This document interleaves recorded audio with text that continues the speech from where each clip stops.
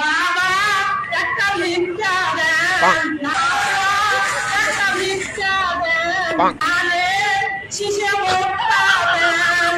তুই ধৈর্য ধর। আসছিলাম ময়মনসিং ডাক্তার দেখাতে, আলট্রাসাউন্ড করার জন্য।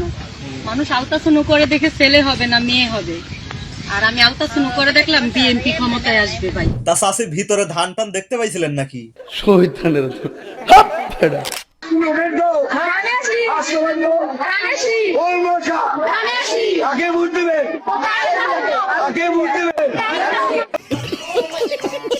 আরে চাচা এইভাবে বোঝালে তো ফেল করবেন, চলুন কিভাবে বোঝাতে হয় আপনাকে দেখাচ্ছি।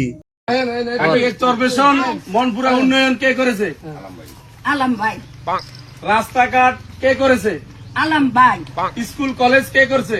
আলম ভাই, উন্নয়ন কে করছে? আলম ভাইয়ে, ওই বাড়ির গরু চুরি কে করেছে? আলম ভাইয়ে।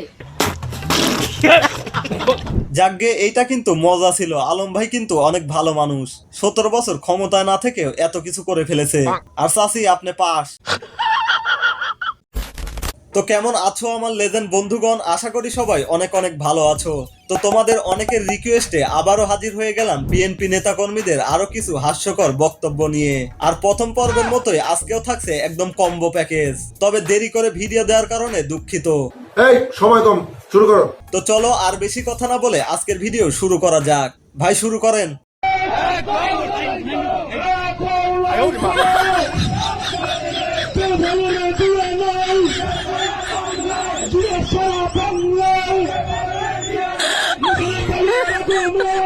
ভাই এত মানুষ নিয়ে সমাবেশ জীবনের প্রথম দেখলাম। যাকগে আপনাদের সমাবেশ সফল হোক।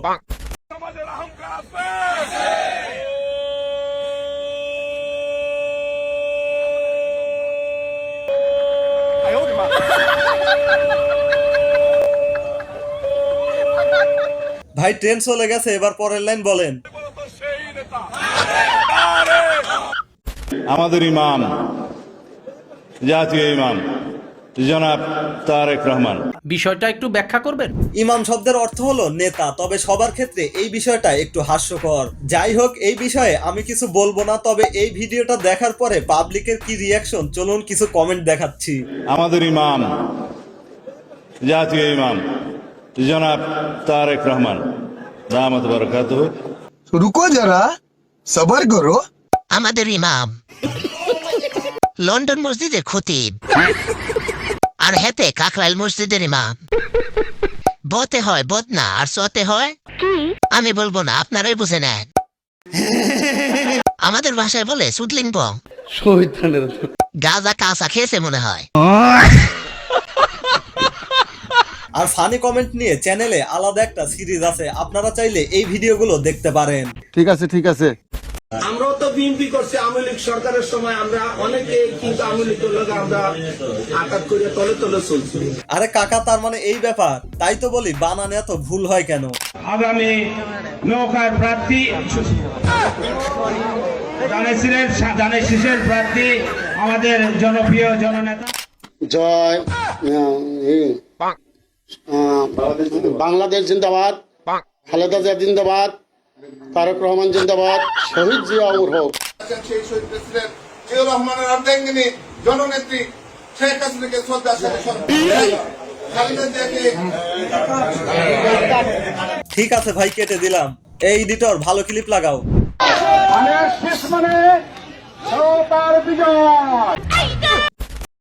বাংলাদেশে সূর্য ওঠে সেটাও বিএনপির জন্য, সূর্য অস্ত যায় সেটাও বিএনপির জন্য। এটা নিয়ে আর কথা বলার কিছু নাই। আরে আপু আরো কিছু তো বলেন, আপনার কথা আমার অনেক ভালো লাগে। যেই লোক একবার দেশের বাইরে গিয়ে নাগরিকত্ব নিয়ে সংসার পেতে বসে দেশের বাইরে, সেই লোকের দেশপ্রেম আছে, এটা বিশ্বাস করার কোনো কারণ নাই।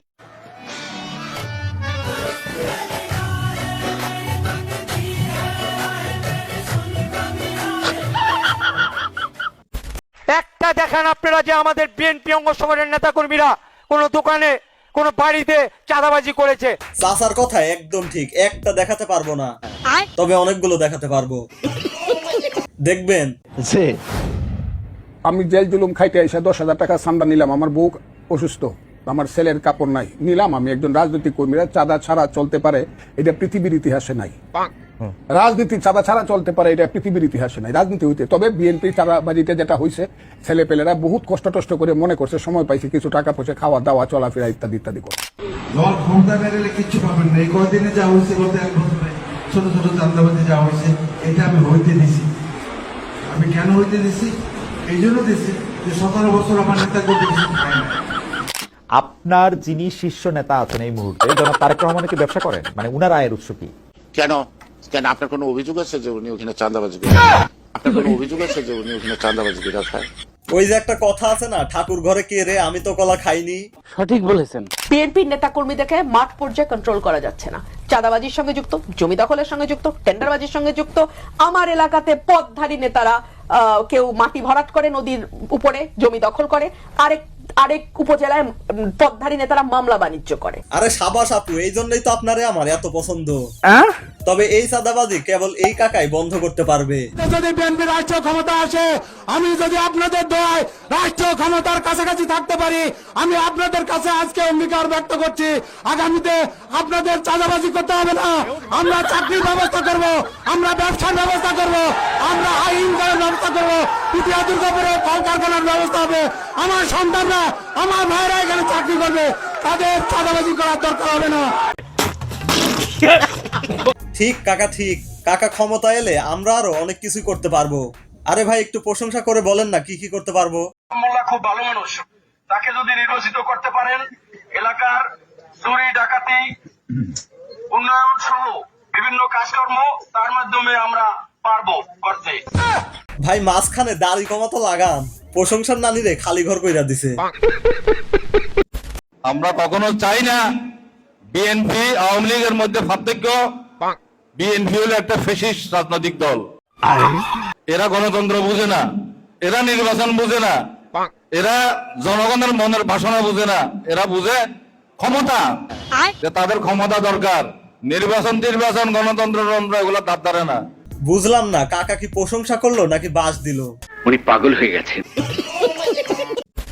এই ভোটে অবশ্যই আমাদেরকে সকলকে ঐক্যবদ্ধভাবে আমাদের এই ডোমার ডিমলাটাকে এগিয়ে নিতে গেলে অবশ্যই এই ব্যক্তিটা, এই যে তুহিন ভাই, মনে করেন যে আপনার চাঁদের কিন্তু কলঙ্ক আছে, তারপরে কিন্তু আমাদের নেতার কোনো কলঙ্ক নাই। স্যার ও যা বলছে সব মিথ্যা কথা। গজব বেজতি। জাতীয়তাবাদী ছাত্রদল সবসময় নারী নির্যাতনের পক্ষে ছিল এবং নারী নির্যাতনের পক্ষে তারা কাজ করেছে। তোর মাথা নষ্ট। আপু আর কাজ না করলেও চলবে, নেশা কেটে গেলে ভিডিওটা আরেকবার দেখেন। অঙ্গ সংগঠনের সবাইকে আসসালামু আলাইকুম। আশা করি আজকে আমি বেশি কিছু বলার জন্য দাঁড়াই নাই, আমি দাঁড়িয়েছি মানুষ শিশকে কিভাবে রাঙ্গুনিয়াকে যুক্ত করে কিভাবে সংসদে পাঠাতে হয় এটা চাই, কোনো নাই। ভাইজান তো প্রথমে ভালোই বক্তব্য দিচ্ছিল, কিন্তু মাঝখানে এরকম খেপলো কেন বলেন তো? হাগায় মনে হয় বেশি চাপ দিচ্ছিল, তাই তাড়াতাড়ি বক্তব্য শেষ করছে।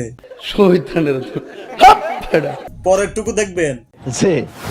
আমার বেশি কিছু বক্তব্য দিতে চাই না, আমার একটাই বক্তব্য, আমরা বিএনপি পরিবার, আমাদের ভিতরে কোনো বেচার নেই, কোনো গ্রুপিং নেই, আমরা সবাই ভাই ভাই, আমাদেরকে কেউ দমাতে রাখতে পারবে না।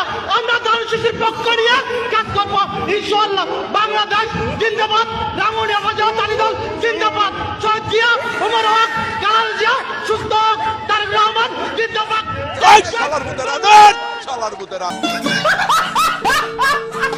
রাজনীতিতে সততা বলতে কোনো কথা নেই, সবই পলিটিক্সের খেলা। দাদা, চাঁদা তুলতে গেলে একদল দিচ্ছে আমাদের বাধা। তোরা তো দেখছি আসলেই গাদা, ওদের গায়েও লাগিয়ে দে না একটুখানি কাদা। ওরা তো তুলে না চাঁদা, কেমনে লাগামু কাদা? মসজিদের ভিতরে কোরআন প্রশিক্ষণে দিতে হবে বাধা। এইখানে গিয়েও কি চাইবো চাঁদা? দাদা আমার কাছ থেকে নিয়ে যা, পরে একটু আদা। বুঝতে পেরেছি, ভালো কাজেও দিতে হবে বাধা। ফজরের নামাজ পড়েন, ফজরের নামাজ মসজিদে যান, কোন ইমাম সাহেব যেন জামাতের কথা না বলতে পারে সেই দিকে খেয়াল রাখেন। এগুলো নিয়ে আপনারা কাজ করেন। জিয়া রহমান সাহেব হলো, উনি একজন বিএসসি মানুষ। কেরে কই বিএসসি মানুষ, উনি মারা যাওয়ার পরে উনার বাসার মেয়েদেন মানে শিং মাছ পাওয়া গেছে আর এই যে রংপুরে আলু পাওয়া গেছে।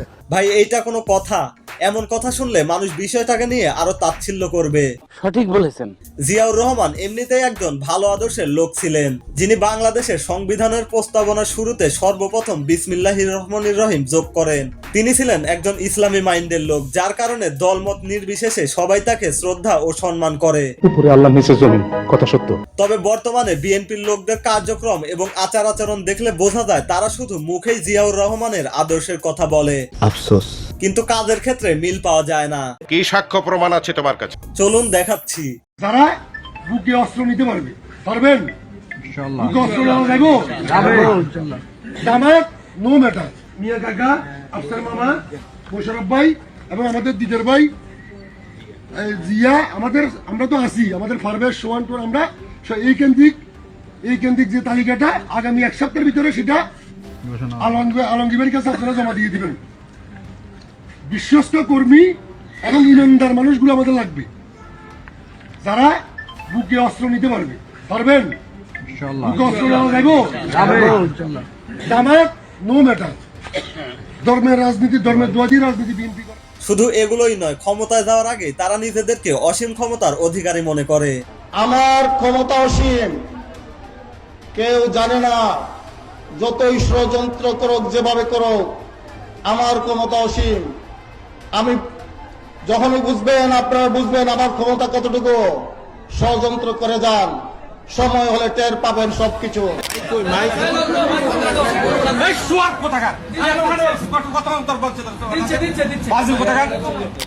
জামাতের কোন মহিলা যদি বাড়িতে যায় ঘাট ধরে তাকে বাইর করে দেবে, কোন জামাতের মহিলাকে যেন বাড়িতে ঢুকতে দেবেন না। আমি এখন কিছু করবো না, নির্বাচন হয়ে যাবে তখন খেলা দেখবো। তবে এত বেশি বাড়লে শেষে কি হবে জানেন? চলুন দেখাচ্ছি। মিউজিক।